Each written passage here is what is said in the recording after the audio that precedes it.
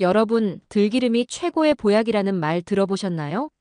하지만 똑같은 들기름이라도 어떻게 짜고, 어떻게 보관하고, 어떻게 먹느냐에 따라 건강을 지켜주는 보약이 될 수도 있고, 오히려 독이 될 수도 있습니다. 오늘은 들기름을 제대로 고르고, 보관하고, 섭취하는 방법까지 알려드리겠습니다. 끝까지 보시면 좋은 기름을 고르는 법과 올바른 섭취 방법까지 한눈에 정리되실 겁니다. 들기름이 좋은 건 다 아시죠? 하지만 이 기름에 가장 큰 단점이 있습니다. 바로 쉽게 상한다는 것입니다. 상한 기름, 즉 산패된 기름을 드시면 몸속에 활성산소가 쌓이고 염증이 생기고 심지어 건강을 해치는 독이 될 수 있습니다. 그래서 제대로 아는 게 정말 중요합니다. 사실 많은 분들이 들기름이 좋다는 말만 듣고 정확히 어떤 성분이 좋은지, 어떻게 먹어야 더 효과적인지는 잘 모르신 채 그냥 여러 음식에 활용하고 계십니다. 멀리할 필요도 없지만 그렇다고 무조건 안전하다고 생각하는 것도 위험할 수 있죠. 중요한 건 제대로 알고 먹는 것입니다. 들기름은 올바른 방식으로 고르고 섭취했을 때야말로 진짜 보약이 될 수 있습니다. 그럼 왜 굳이 들기름을 챙겨야 하는지 과학적인 이유부터 짚어보겠습니다. 들기름에는 오메가3 지방산이 무려 60% 이상 들어있습니다. 비교해보면 올리브유는 1%도 안 되고 일반 식용유는 거의 제로에 가깝습니다. 즉, 올리브유보다도 50배 이상 많고 다른 식용유와는 비교조차 되지 않을 정도죠. 이 오메가3는 혈액순환을 돕고 염증을 낮추고 뇌 건강에도 중요한 성분입니다. 여기에 더해 기름 자체가 장을 부드럽게 해 변비 예방에도 도움을 줄 수 있고 아침 공복에 섭취하면 장 운동을 촉진하는 효과까지 있습니다. 그러니 조금 번거롭더라도 제대로 알고 챙겨 먹을 가치가 있는 겁니다.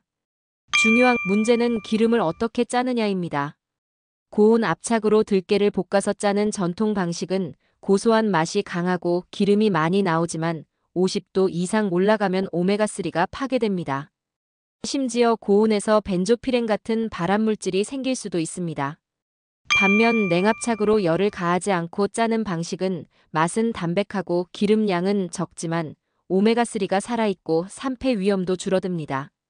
쉽게 말해 과일을 그냥 생으로 먹는 것과 같습니다. 그래서 라벨에 냉압착이라고 쓰여 있는지를 꼭 확인하셔야 합니다. 그렇다면 마트에서 어떤 기준으로 골라야 할까요? 라벨에 냉압착이 명시되어 있는지, 갈색 병에 담겨 햇빛을 차단하는지, 입구가 좁아 공기 접촉이 적은 병인지 이 세 가지만 확인하셔도 좋은 들기름을 고를 수 있습니다. 그리고 직접 짜서 드시는 경우에는 작은 병을 선택하는 것이 좋습니다. 또 병을 신문지나 종이로 감싸 빛을 차단하면 들기름의 신선함을 더 오래 유지할 수 있습니다. 보관은 빛, 열, 공기 차단이 원칙이에요. 개봉 후에는 뚜껑을 꼭 닫아 냉장 보관하시고 큰 병일 경우 드실 만큼만 작은 병에 덜어서 사용하세요. 조리대 옆이나 햇볕 드는 곳은 피하고 가능하면 2, 3개월 안에 소비하시면 가장 신선합니다. 그렇다면 얼마나 먹는 게 좋을까요? 전문가들은 하루 한 스푼, 약 15g이면 충분하다고 말합니다. 많이 먹는다고 효과가 커지지 않습니다. 적당량을 꾸준히 챙기는 게 건강에 훨씬 도움이 됩니다. 들기름은 아침 공복에 한 스푼 드시면 좋습니다. 하지만 그게 부담스러우시다면 나물 무침에 참기름 대신 넣거나 비빔밥 위에 한두 방울, 따뜻한 밥 위에 살짝 뿌려 드셔도 충분합니다. 하지만 한 가지 조심하셔야 합니다. 들기름은 발연점이 낮아서 불을 세게 하면 금세 연기가 나고 그 순간 영양소가 파괴되고 해로운 성분이 생깁니다.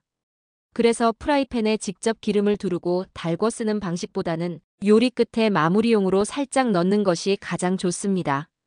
예를 들어 두부 부침이나 계란 후라이를 일반 기름에 먼저 조리한 뒤 마지막에 들기름 몇 방울을 뿌려 향을 더하는 거죠. 이게 바로 안전하게 즐기는 방법입니다. 사실 우리 어머니들은 오래전부터 이 방법을 알고 계셨습니다. 고사리나 취나물 같은 묵나물 무침, 따뜻한 비빔밥. 다 들기름으로 향을 더해서 드셨잖아요. 요즘은 들기름 막국수도 인기인데 간장 양념과 들기름을 넣어 국수를 비벼 먹으면 맛과 건강을 동시에 챙길 수 있습니다.